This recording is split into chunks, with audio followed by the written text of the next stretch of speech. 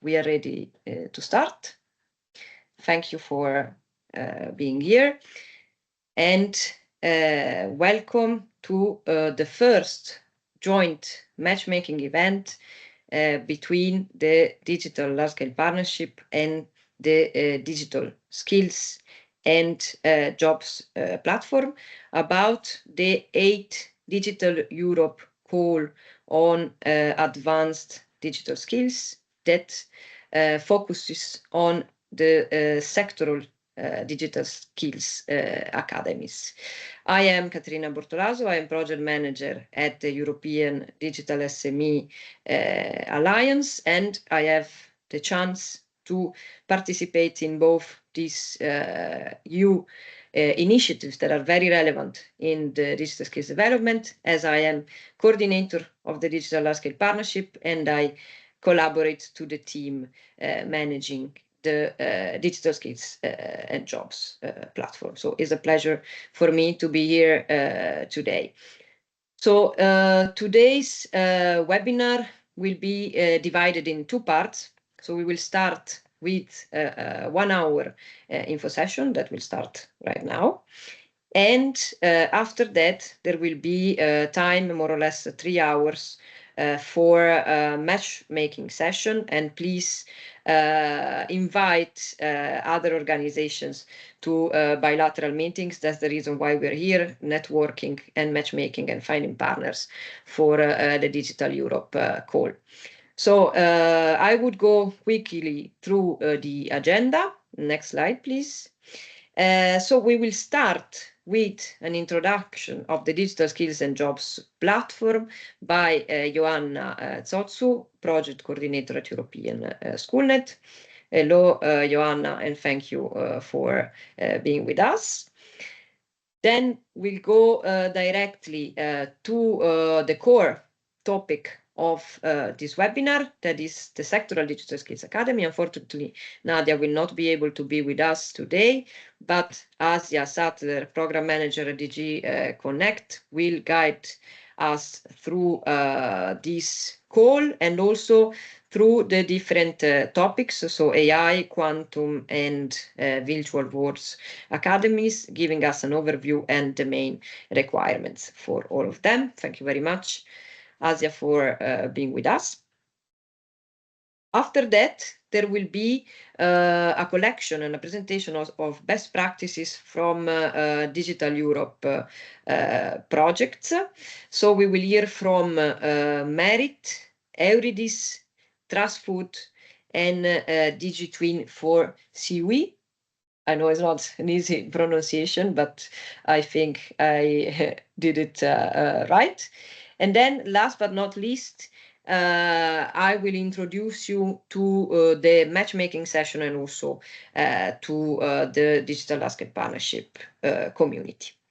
So without further ado, I would leave the floor to Joanna Zotsu for an introduction of the Digital Skills and Jobs platform.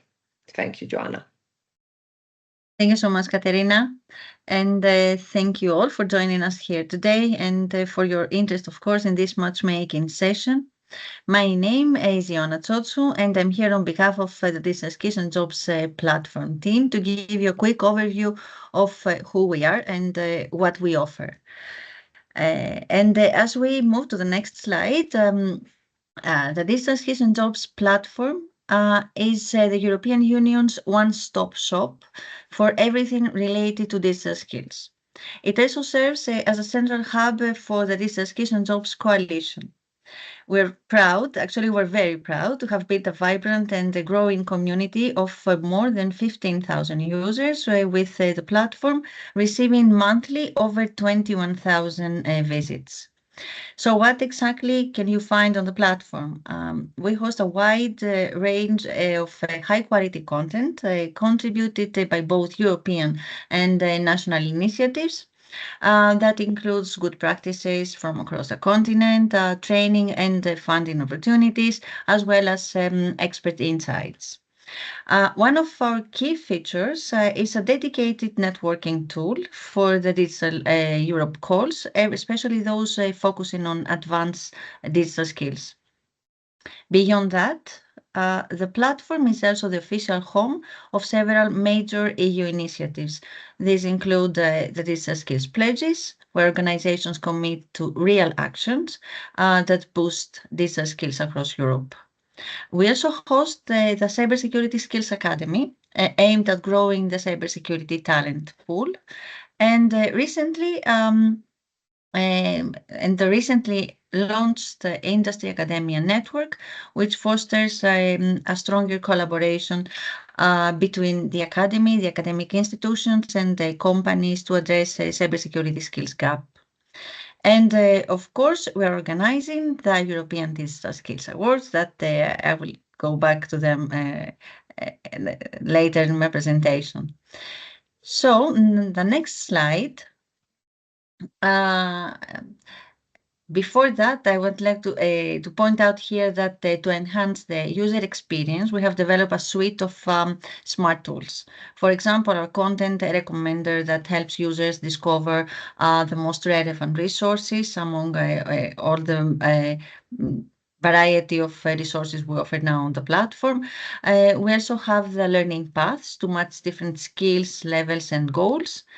And additionally, organizations with a profile on the Digital Skills and Jobs platform can now take advantage of matchmaking and partnership request functionality. This feature aims to support organizations in identifying and connecting with others that share common interests and goals, and of course to form partnerships.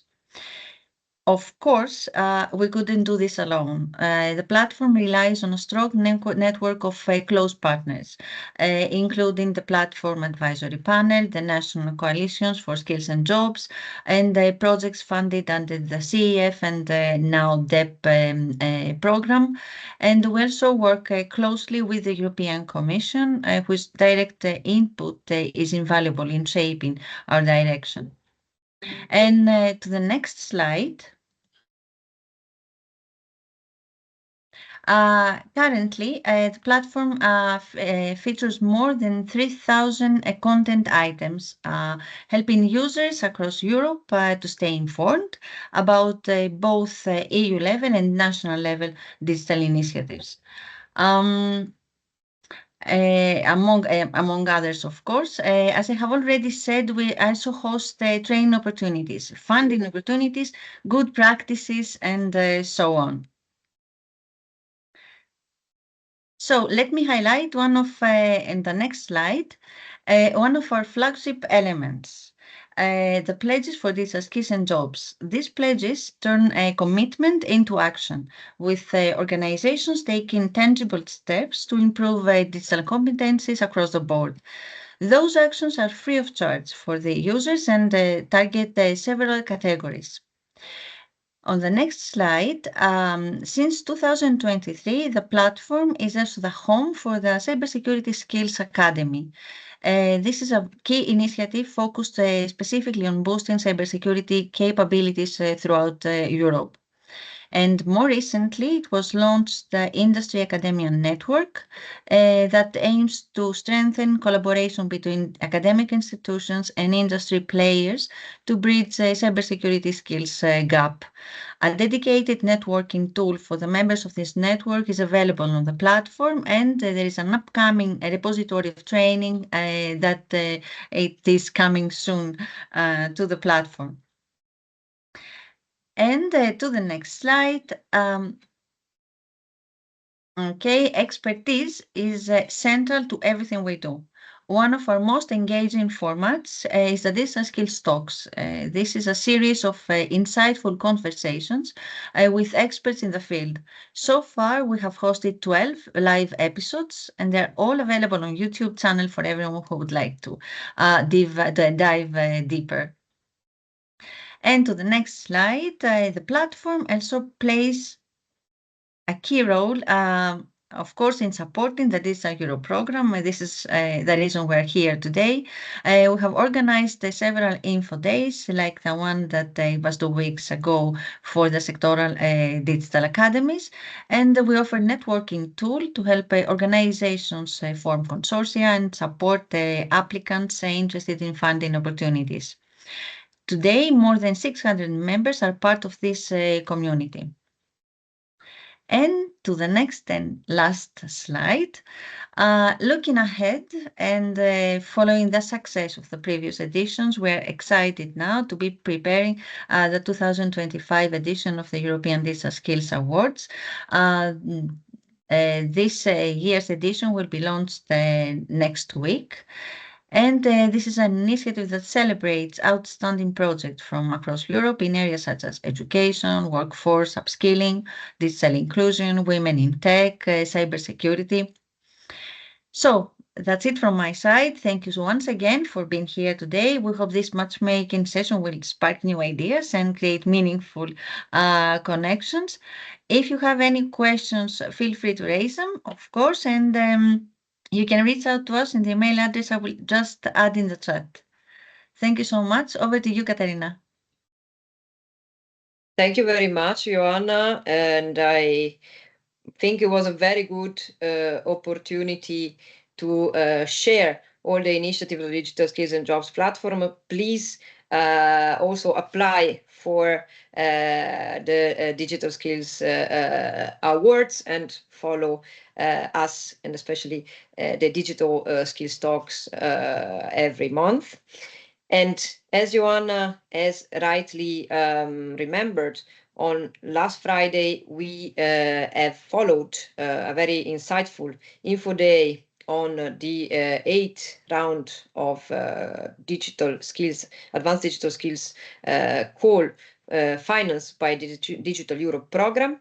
So now it is our chance to go a bit deeper into that and also to revise what are the requirements of the course and what are the calls about. So I would leave the floor to Asia for an overview of the call, and then also directly for deeper insights on each specific topic. Thank you very much. Asia, the floor is yours. Thank you. Yes, I'm Asia Sattler. I'm a program manager at DigiConnect. In the unit which is coordinating all the topics of the Digital Europe program in the field of specific objective 4, so advanced digital skills, and is also somehow responsible for these 3 topics which are called out for now the 3 academies. As was already mentioned, there was already an info day about these 3 topics where a lot of information were provided. So today I will just go quickly over the 3 topics, and I will also provide you a little bit the background why the Commission is establishing the Digital Skills Academies, and I will also provide you some relevant elements which you should take into account while drafting your proposals. Next slide. So what are we talking about here is about the 3 of the 4 digital skills advanced academies. So we have the Quantum Skills Academies, where the funding is 10 million euro. We will fund 1 project. The type of the grant is lump sum, so 50% of funding, and the duration of the project should be 48 months. Why I said here EU funding is because the Commission will give 10 million euros and the consortium will have to add 10 additional millions. We have the next is the AI Skills Academy. Now we are calling for the first part of the academy, which is focusing more on the generative AI. The funding is 7 million. 1 project will be funded. It's a lump sum grant, and the indicative duration is 48 48 months. The second part of the AI Skills Academy will be called for at the end of this year, around October, November. The budget is also 7 million and 1 project will be funded. The third academy is the Virtual World Skills Academy, also 10 million, 1 project, lump sum, and 48 months. What is common for all these academies is that the submission is on the 2nd September 2025. So looks like a lot of time, but the summer holidays are in between. So it is really probably important that you start building the consortium already now. Next slide. Next slide, please. So as you know, in last year, a lot of reports were published on the status of the European Union economy, like the Draghi report. And as a result of that, or response to that, with the new commission, we got published a lot of important strategic documents like the competitiveness compass for the EU, a document guiding the European Union towards regaining its competitiveness. Another important document is the Union of Skills, which is actually a plan to improve high quality education, training, and lifelong learning. Here in this slide is just a paragraph from this communication, and here you can see that the European Commission is implementing targeted EU skills academies, which will deliver the skills needed by industry, such as also for the digital transformations. And in the digital field, we will have, as I said, 4 academies on artificial intelligence, quantum, virtual worlds, and semiconductors. I didn't talk about the semiconductors yet because the call will be published in 2027, as at the moment the Commission in another program is already funding CHIPS Academy projects, and when this project comes to an end, we will have a new call. Next slide, please. For all the economies, there will be a common approach and also objectives. Next slide, please. So, sorry. One before approach, please. One slide before, please. Okay, so what is relevant for all academies is really coordinated approach, have a greater and more effective collaboration to tackle fragmentation. It's the big push here will be really to bring together education, industry, and policymaker, and to better align between training and job markets needs, so that to ensure that workers and learners are equipped for real world demands.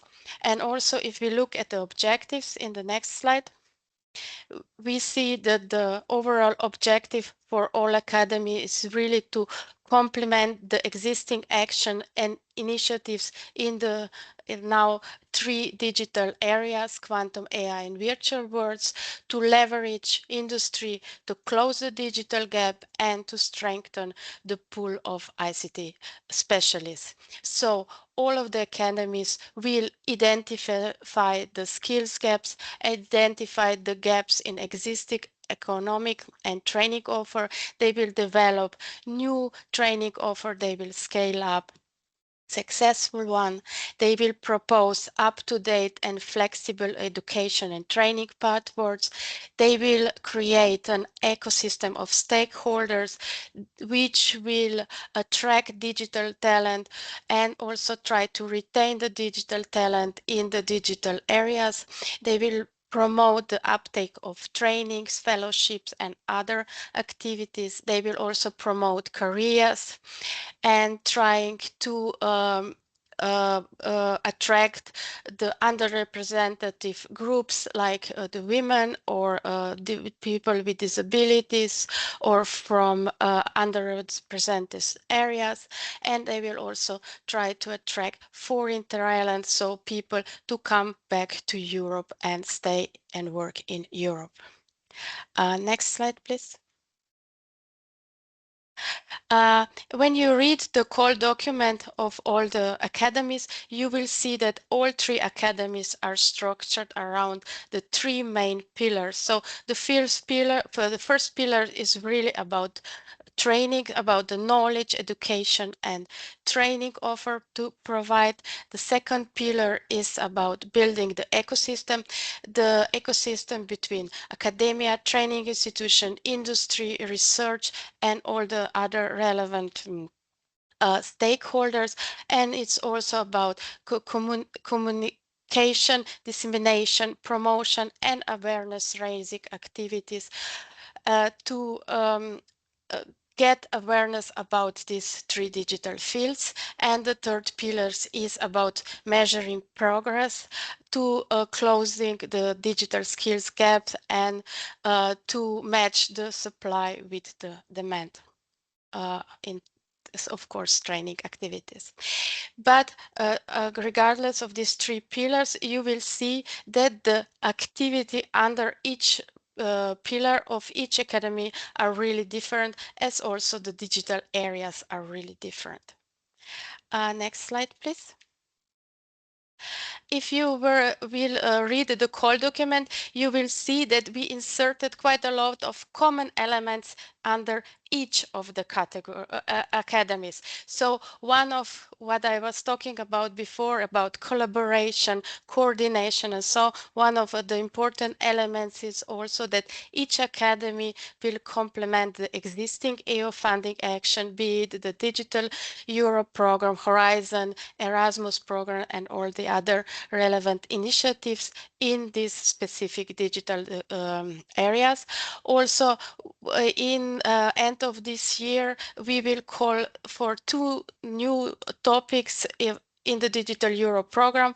One of them will be the EU-funded umbrella action we call Elevate, which will coordinate and foster collaboration among sectorial academies and initiatives. The other topic will be European Advanced Digital Skills Competition, which will run competitions in all these 3 digital areas and also try in this way to attract digital talent to these digital areas. Of course, the academies will have to build synergies in complementarities with all the other EU-funded programs and also national regional initiatives. What I want to also just point out here is that under the Digital Europe program, we are already funding a lot of support activities, which is the project leads times 2030, which is providing support to all our funded digital programs.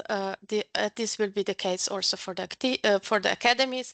We have the Digital Skills Jobs platform and all the activities they provide, as you heard in the previous presentation, to the platform. We have also the projects which is tackling the obstacle while girls and women are underrepresented in this field. Next slide.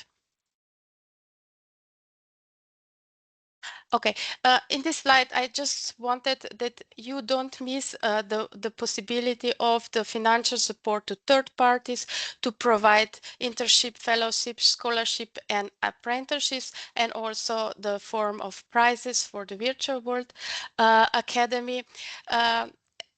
In these pages, please look what are the conditions to use this scheme. And also what I wanted to show you that a lot of common elements are for all the 3 academies, which are like that we encourage that the academies would provide joint degrees and or micro credential. It's not a requirement, but the academies have to keep this possibility in mind and also explore this during the duration of the project. Next slide.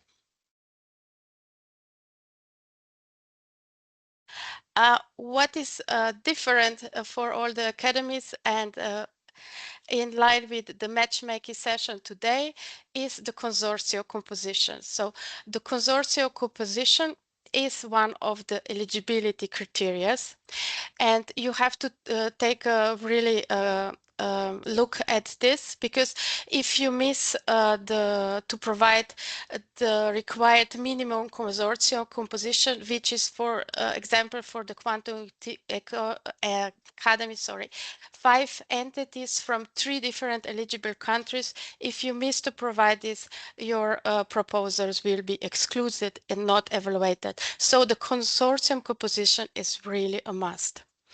Then we have under the section targeted stakeholders for each academy. It is written how these entities, what type of entities a consortium should include. This is really different for each academy, and also this is how the Commission envisages the consortium of each academy should look like to deliver all the activities that are requested in the call document. Please read it carefully. Of course, you can add other relevant stakeholders, but this is the minimum that has to be provided. Next slide. Okay, now just because we don't have time, and this is already was explained in the info day, which the recording of the info days is already available on the digital skills platform. I will just go quickly through each of academies, and I will just point out what are the main elements you should take into account. So just quickly through the academies. So for the quantum academies, you will see that a lot of elements are common and which I already explained, but this academy will contribute to the objectives of the European Declaration of the Quantum Technologies. This academy will provide specialized quantum technologies training and hands-on experience, and the emphasis is on the hands-on experience. In the next slide, you will see that the designed and delivered educational and self-standing training models will have to cover technical and non-technical profiles, and there is a minimum requirement for the educational programs to deliver at least one program at level 7 or 8. These are master's or doctoral programs. The collaboration between academia, industry and research, technology and organization and training institutions is relevant, and also this hands-on training experience should be delivered with collaboration with the industry. Career events can be organized. Then we have like fellowship, mentorship, summer schools, technology deep dive session, and so on. And the outreach of these promotion activities should be from high school people, bachelor's and master's students, the workforce, and also the general public. If we go down to the next academy, this is the AI Academy. Next slide, please. We see, as I said, for the AI Academy, can you, yes, one more? For the AI Academy, we have 2 parts. One is called now, for now, and one will be called end of this year. And also these 2 parts will have to collaborate, and they will also have to sign a collaboration agreement, but they will have to decide on their own at least which activities will be done together. Next slide, please. So for the AI economy, it's of course important to increase the number of AI experts and specialists in the EU, close the EU skills gap. But here you will see a list of EU strategic sector where the AI skills gaps exist. And also the focus is on tracking to the programs underrepresented groups, particularly women, and also target Europeans and living abroad. In the next slide.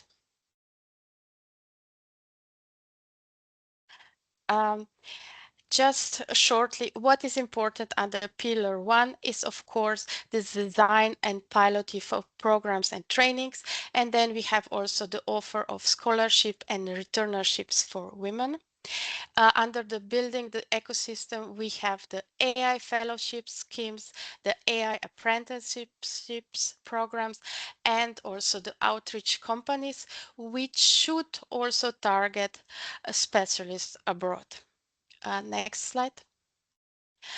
If you read the call for the AI Skills Academy, you see that there are quite a lot of requirements, and they also like in the KPIs, you have numbers, how many participants should be reached with each of these training types. So it's important that you read what are the minimum requirements here. Next slide. Okay, then we still go to the Virtual World Academy. I'm sorry that it has to be so quick. So two new elements are here. It's the introduction of the reference model, so to design a competence and qualification framework, and also the harmonizing the teaching, so to develop and to maintain a catalog of education and training curriculum and programs in the virtual worlds domain. So in the next slide, if we look at the pillar 1, these are these two elements,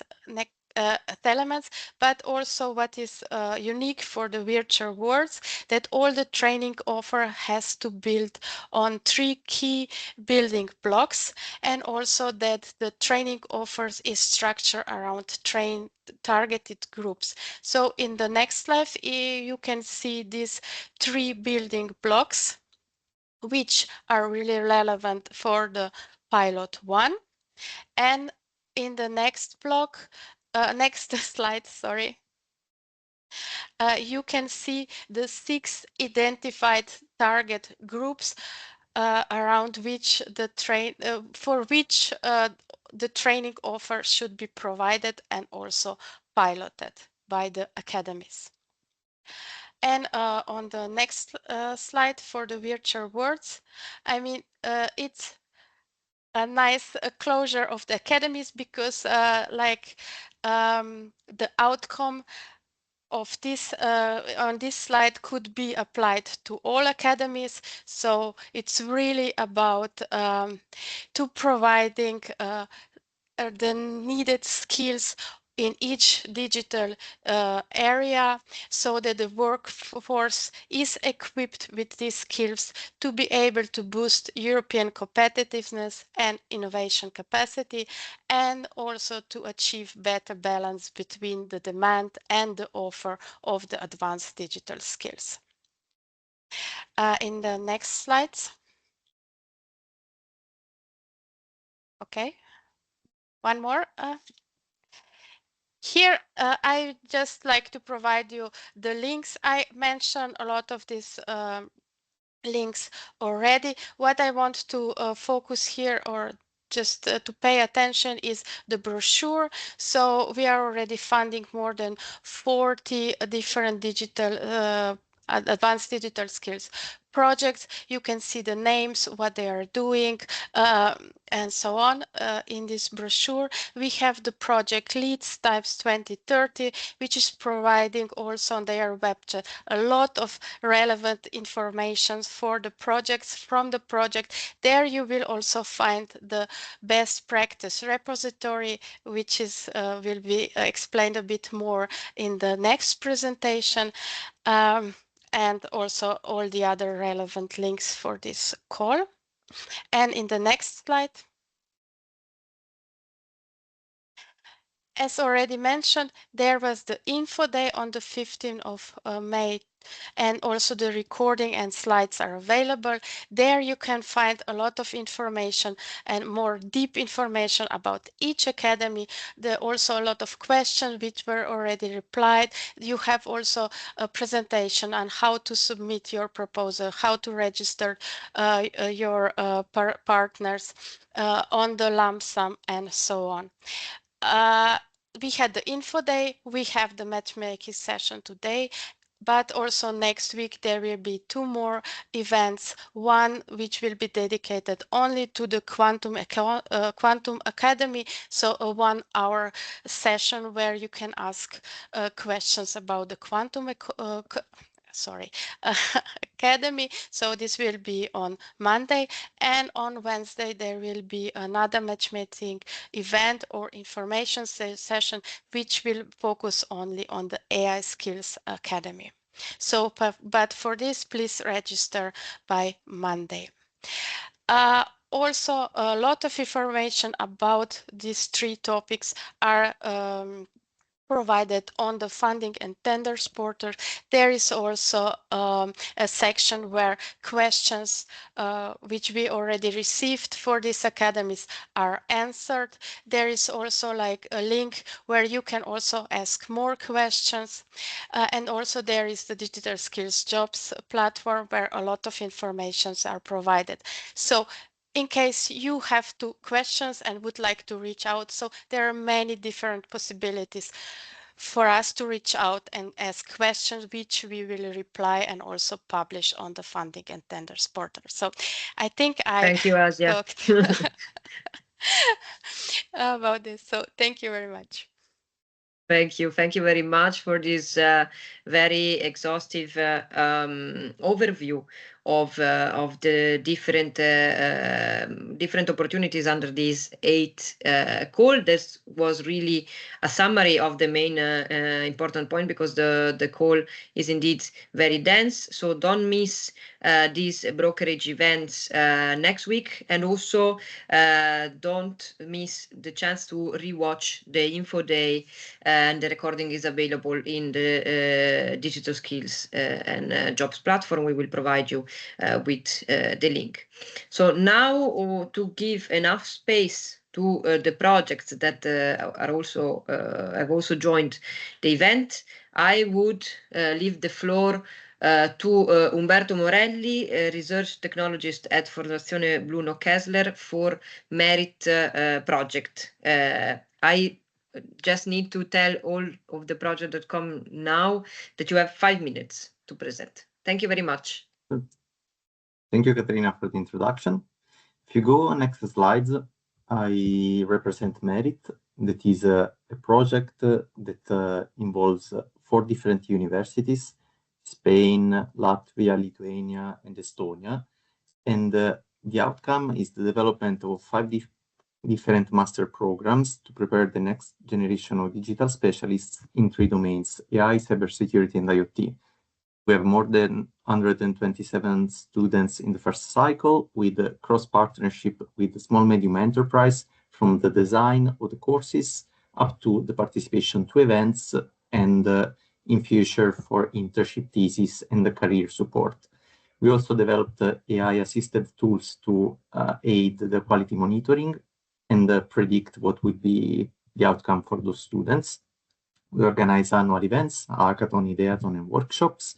And more generally, we developed 2 strategies to recurrently identify year by year which are the most needed topics and technologies to bring to courses, and also to upskill partners, leveraging the best practices within the consortium. Particularly, we identified the 10 possible improvement areas, also involving the first 4 pillars of social rights. If you go next slide. The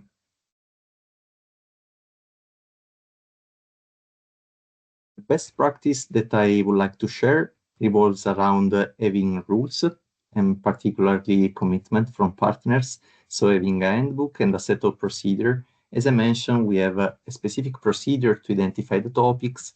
And for instance, some partners, the academic one brings the academic view over what are topics and technologies in research.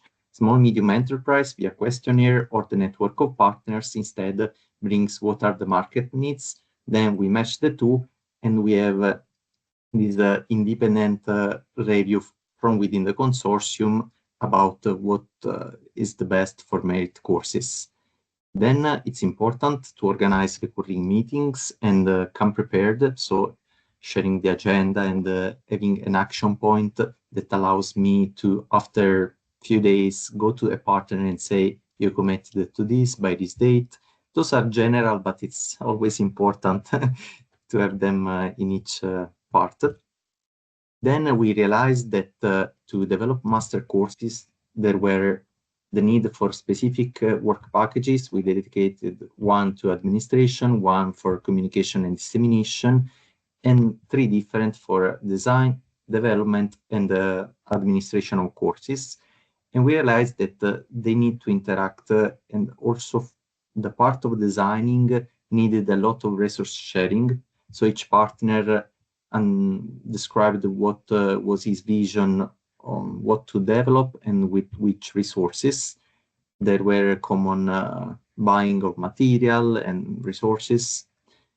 About the challenges, if like us, you want to develop new program, it takes an extensive works. In Spain, for instance, it was around 8 months, in other around 5 months to propose and be accepted at the national level.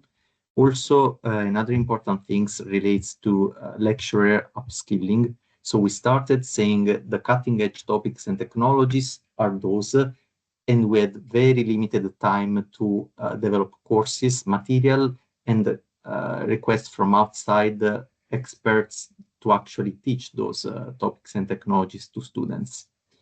KPI definition was also tricky because some KPI we realized overlap, so we needed to define them better. And also students, we wanted to have non-ICT students within courses, but preparing conversion courses was particularly difficult. So at the beginning in particular, we had some issues with teaching very sophisticated topics and technologies, but also together giving them the basics about the courses.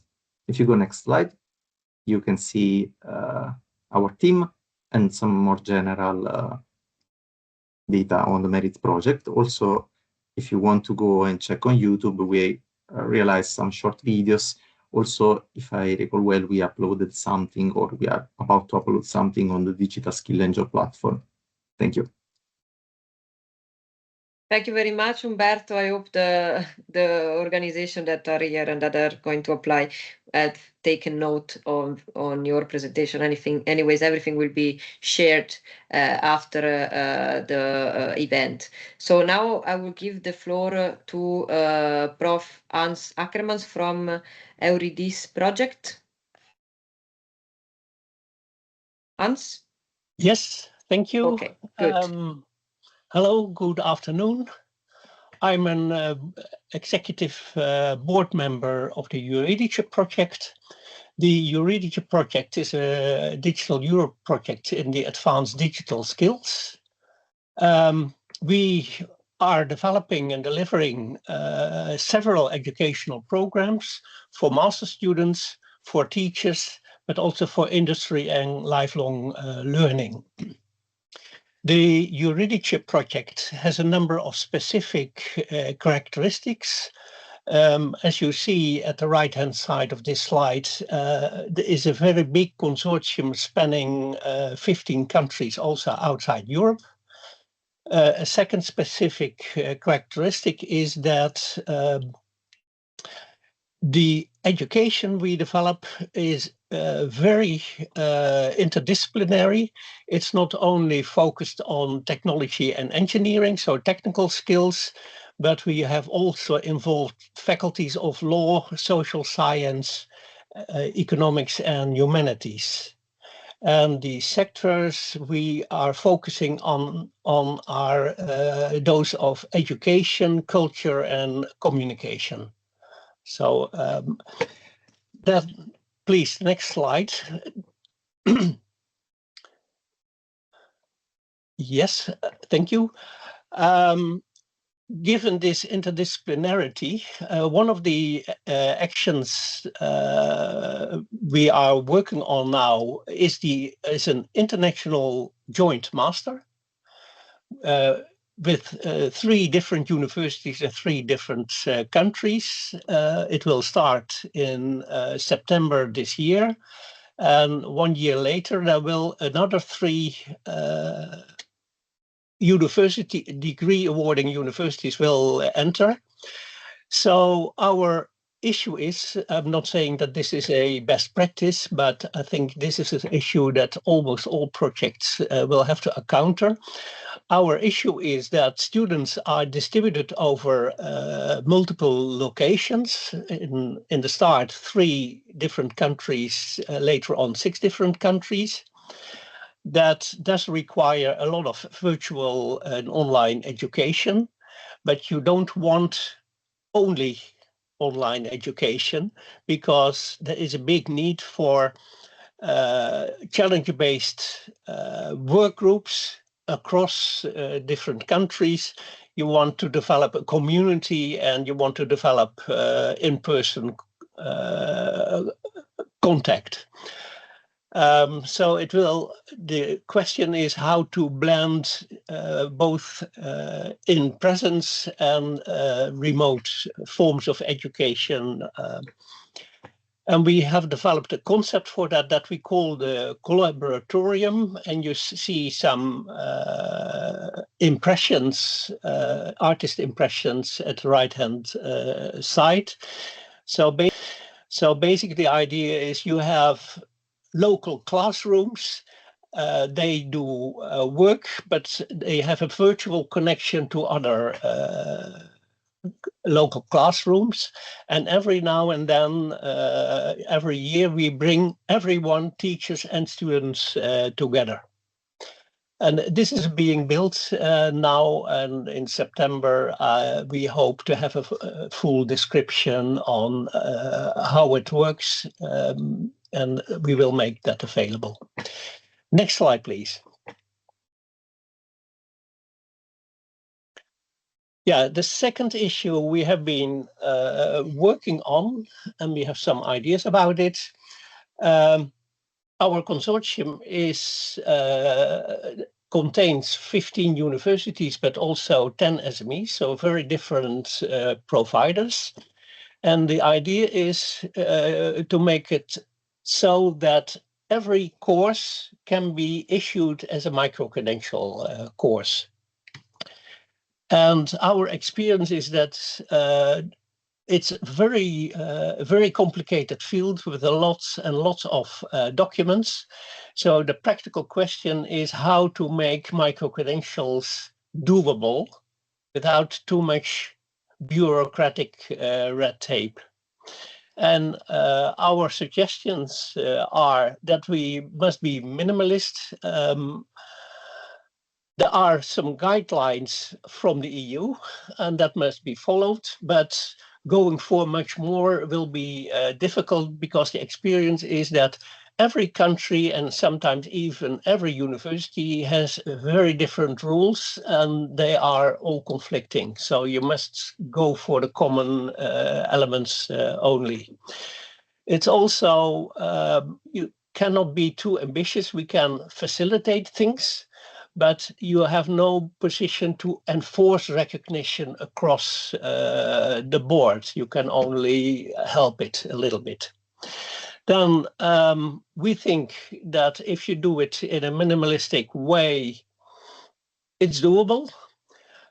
First, you need course descriptions that satisfy the basic EU guidelines, and that is in brochures. And we think this is easy to do because the guidelines of the EU are more or less like what you will put in any good study guide in the description of the course. A second point is quality assurance. I need to ask you to close soon. Yeah, this is, you need to do a quality assurance, but we do not redo anything. There is a lot of quality assurance accreditation.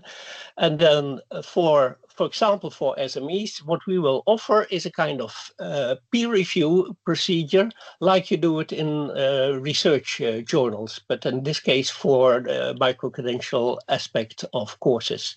So that's kind of proportionality approach. And we let that oversee by an authoritative micro-credential board of senior staff that functions as an exam committee. So this is our contribution, how we want to make micro-credentials really practical and possible. Thank you. Thank you very much, Hans. That was very good to hear. And thanks for your effort on micro-credentials. Now I will give the floor to Anastasia Vlaku, project coordinator for Rezos Brands, presenting Trust Food project. Hello. Hello, everyone. My name is Anastasia Vlaku, and I'm project coordinator of the Trust Food project at Rezos Brands. Next slide, please. So Trust Food is a Digital Europe program, a program project supporting the development of advanced digital skills, especially blockchain, actually for SMEs and job seekers in the agri-food sector. The project was funded under the topic of the short-term training courses in 2022, and we are almost finished. The project is ending in 2025. Our project brings together universities, professional trainers, digital innovation hubs, and business associations to co-create short-term practical training courses tailored to real market needs. Next slide, please.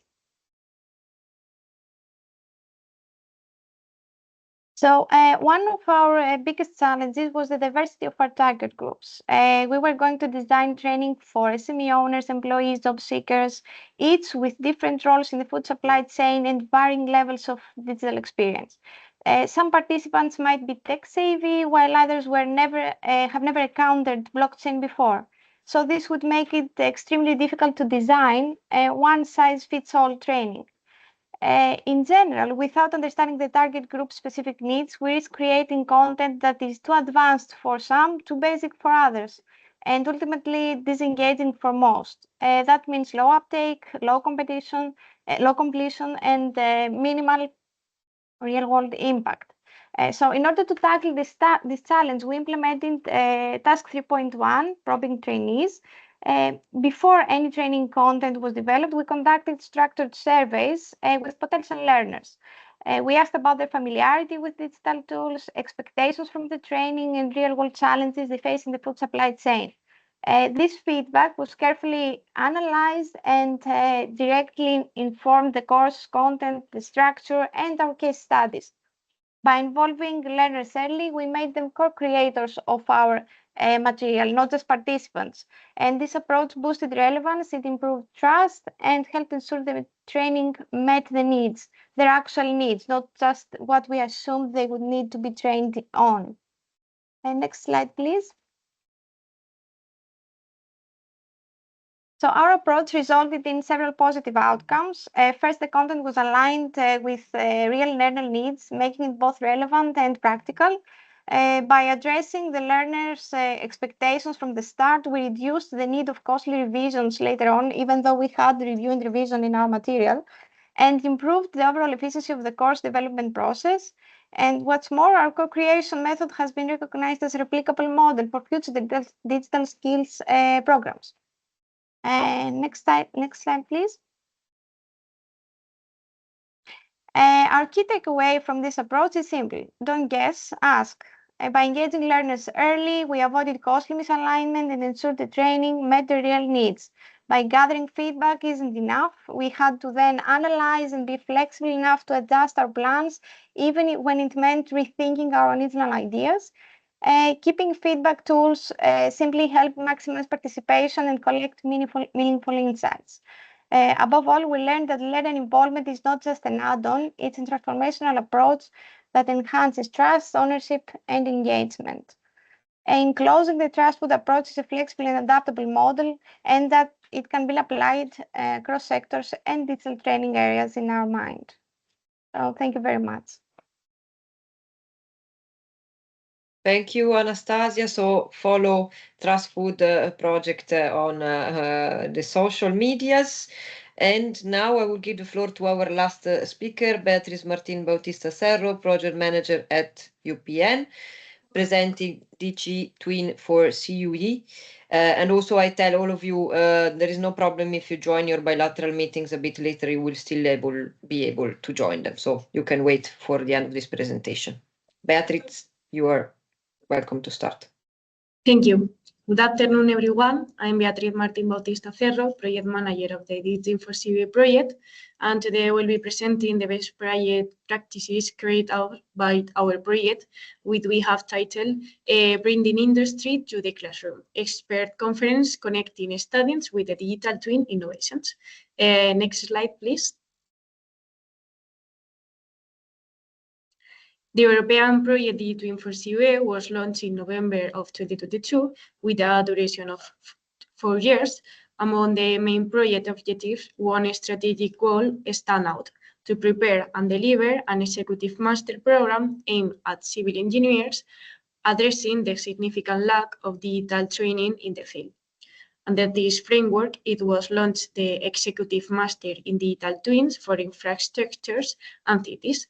The vision is being realized through the entrepreneurship pillar of its Center of Excellence in Digitalization of Infrastructure and Cities, which promotes key initiatives aimed at bridging the gap between academic knowledge and professional innovation. Nevertheless, in an increasingly competitive environment characterized by a growing academic offering and a rapid technological advancement, prospective students are becoming more discerning in their choice of educational programs.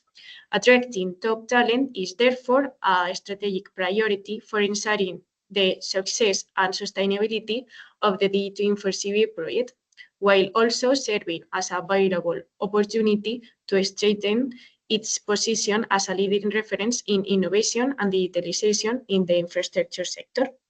So that a real challenge for the project was to ensure that the master will stand out among other academic offerings by combining high-quality education with the practical application of digital technologies aligned with the real needs of the industry. How can we attract new students by offering a program aligned with the demands of scientific and technological innovation? So, next slide, please. We identified a solution, and as a response to the identified challenge, the master established the conference cycle, a series of public sessions led by global experts that go beyond the conventional application of digital twins. These events delve into real-world use cases across a variety of sectors. The conferences are held on bi-weekly basis, both in virtual and in-person formats, across the 5 partner universities delivering the master program. Through this initiative, the students benefit from continuous exposure to industry leaders, researchers, and professionals, allowing them to engage directly with the key stakeholders in the field, gaining up-to-date knowledge on the latest development in digital twin technologies, and participate in discussions that bridge academic learning with the real-world industry demands. As outcomes, this initiative has successfully created a dynamic learning and knowledge transfer environment by bringing the master students into direct contact with leading voices in the field. The conference cycle has featured guest speakers from renowned institutions and companies such as the University of Colorado Boulder, the Barcelona Supercomputing Center, or ASP.NET Hungary, among others. As a result, the master program has gained increasing international visibility.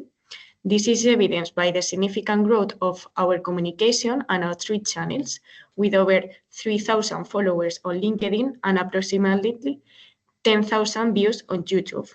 Notably, More than the 80% of the prospective students now discover the program through one of these two key platforms. In addition, in-person sessions of the conference cycle provide valuable networking opportunities, enabling students to connect directly with guest speakers during dedicated engagement moments. These face-to-face interactions are essential for building professional networks, exploring career trajectories, and stimulating future collaborations with the fast-evolving digital twins ecosystem. Next slide, please. And as our key takeaways... I need to ask you also to close soon, eh? Yeah. Thank you. And as our key takeaways, the best practice for us was to schedule integration with the academic hours, embedding conference cycle sessions within the master regular timetable that ensures consistent students' attendance and reinforce the value as an essential component of learning experience. We bridge between industry and academia that favor direct interaction with industry leaders and researchers, and including the students' participations directly at the conference that help students to keep themselves highly motivated and disciplined through the course. That was everything for our side.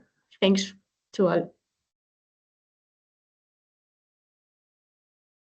Thank you very much, Beatrice, and thanks to all the speakers that presented their projects today. Please follow the project's social media on Instagram and LinkedIn and all the other social media available, and also follow, I think, their key takeaways about their project, because they can be useful in the future. So now just a few words on the Digital Large-Scale Partnership and how the matchmaking works.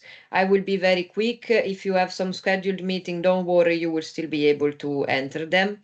So first of all, the Digital Large-Scale Partnership is the Pact for Skills initiative that brings together all the stakeholders interested in and committed to equip the European workforce with the digital skills required by the EU Digital Decade targets, and now counts more than 150 stakeholders, including the most wide range of stakeholders, so a European National Association cluster, digital innovation hubs, university, research centers, companies, and VET providers, but also projects. So Blueprint projects are also members of the Digital SP. You can find the list and the program document in the links attached. So the objectives, as I said, is mainly the contribution to the EU Digital Decade targets that we all know. So I think we can go to the next slide already. And as I said, also all kind of entities can join, both single entities and umbrella organization. And this also includes Erasmus Plus blueprints and other EU-funded projects, but also other large-scale partnerships can be part of the digital large-scale partnership. Yes, next slide, please. So why becoming a member? Because first of all, it gives eligibility for Blueprint projects. Then it also allows networking and matchmaking sessions that we organize on a regular basis, updates on funding opportunity, and provisions of training and tools to upskill and reskill. And then following the active Blueprint projects, we also provide skills needs analysis and technology outlook that are part of project results. And also we connect with other industrial ecosystems, so with other LSPs. Next slide, please. So how to become a member? You need to do it still through the Pact for Skills website, and in particular, as in the next slide you will see, when asked which large-scale partnership you would like to join, you need to put the number 905. Okay, next slide and next slide. Great. So what to expect, as we said, matchmaking events, info session, but also joint events with other initiatives like the Digital Skills and Jobs platform that are aiming to digitalize industrial, to develop digital skills, and also other LSP that aim to digitalize industrial ecosystems. Workshops related to blueprint projects that we are already carrying out, and the launch of thematic working groups on the specific topic or related to blueprint projects like AI, cybersecurity, blockchain, sustainability, and smart cities. Next slide. Now we go to the core. So we use a matchmaking platform as an online networking tool to connect organizations with potential partners, and also SMEs, universities, research centers, business organizations, digital innovation hubs, but also public administration, and that's a tool to facilitate collaboration among them. Next slide, please. How to participate? If you haven't done it yet, you need to sign up to Partner All. And then after that, next slide, you need to click on the digital LSP thematic community. So you can register by joining the community that now features 629 members. This is an informal community compared to the formal registrations on the Pact for Skills, but it's a networking community. Next slide, please. So how it works, and that's what you will need to do now. So you must have registered yourself or your organization. Now on the participants tab, you can visit the other registered organization and individuals profile. You can invite them for a bilateral meeting, and so you can connect with them. So you can see when you send an invitation, you can be matched, you can be pending, or sometimes you can also be rejected, or the schedule can be already full. But anyways, from your request, there will be an outcome. If you are matched, you can now check your agenda. So on the agenda tab, there will be a part related to your own agenda, so my agenda. And from there, you can just click and join your scheduled meeting. Every meeting lasts 20 minutes. Next. But of course, your meeting will not be cut out if you are staying more. Then we also have a marketplace section to publish opportunities in the platform, and you can use it with the filter research. Next slide, please. And also now you can send a direct message to participants even after the closing of the session. So you can find again the people that you talk to, or also you can just look for potential partners even when the event will be over in the next days. Next slide, please. Okay, so thank you very much for your attention, and I hope that the matchmaking session now it's for you clear. You are still in time to register and to ask other organization to have a bilateral meeting with you. So use all the information you gathered today to find relevant consortium partners for your projects. And we wish you best of luck for your project's presentation. Don't forget the deadline, September 2nd, so it is not as far as it seems, as Asia was saying. So I thank all the speakers that were with us today and all the participants. Enjoy your matchmaking session. Thank you very much.